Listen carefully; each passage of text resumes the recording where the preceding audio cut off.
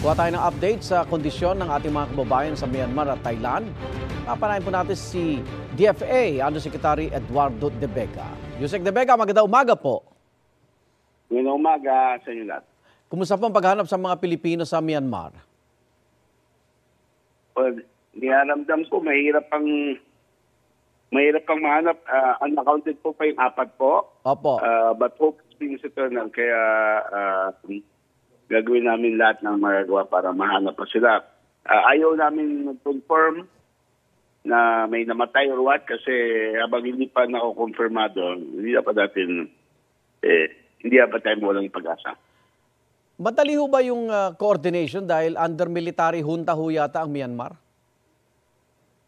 Well, opo, pero problema kasi wala yung Myanmar na equipment para maghanap ng mga tao sa debris, no? Kaya nagpapadala yung iba't ibang bansa, pati Pilipinas, nagpapadala ng contingent para tumulong.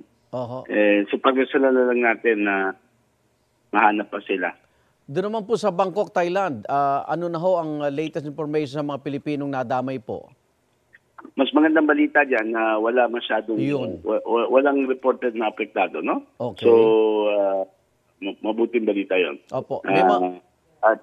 Opo. Yusek, may mga gusto na hubang umuwi? Nagpapatulong? Wala po sa Thailand. Sabihin, maaaring magkakaroon, no? Dahil may mga nawala ng trabaho. At iniimbestiga ng embassy para bigyan ng tugunan yung kanilang request, no?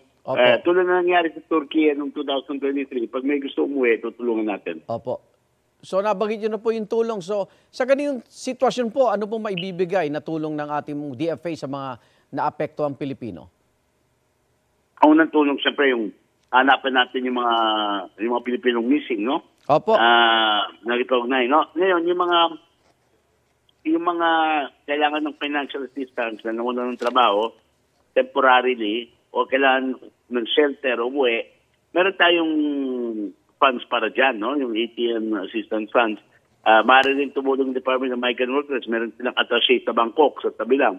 So, pag umuwi na yan, bibigyan silang reintegration ng pamahalaan, yung hanapan ng bagong trabaho. Pero, right now, ang kailangan natin gawin yung account muna yung mga Pilipino sa Mandalay. Kasi 3 major city, yung Yangon at Naypyidaw, yung official capital ng Naypyidaw, at saka Mandalay.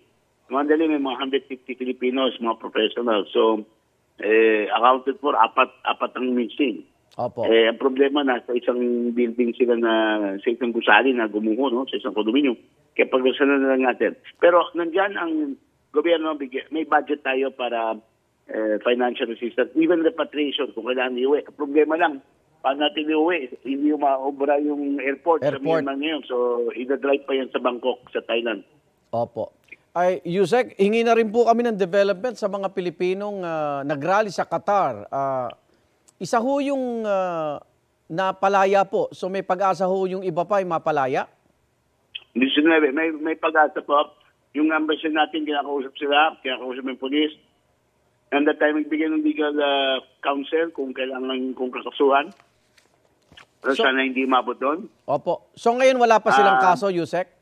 Wala pa. In-investigate pa. Check na kung meron silang balak na mag-disrupt ng Qatar or what, no? Wala naman, no? Pero again, no, nagbabala na yung ating embahada ng March 13. Kaya tugunan naman na hindi sa ayaw namin kayo mag-rally. Ang problema lang, bawal sa Qatar eh. At lalong-lalo na hindi totoo na yung embassy mismo nagpapahuli sa kanila. Hindi po, mga Qatari po. Wala po tayo sa Pilipinas, sa Qatar tayo. Batas ng Qatar ang humihiral. So, ganun po yun. Okay. May assistance bukod sa legal? Opo. Bukod sa legal assistance, may iba pa hong maitutulong tayo sa mga Pilipinong nasa Qatar. Pero kahit wala pang kaso, nakakulong sila. Hindi kulong, detained. Detained. Ayun. Hindi ko naman sabihin na nasa prison. No? Police station sila, hindi yung sa kulungan. Opo. So okay naman yung kondisyon nila dun sa detention? Okay naman, pero siyempre walang gusto makulong. No? So we'll do what we can. Okay. Opo. DFA, salamat po, ingat po kayo. DFA Undersecretary Eduardo De Vega.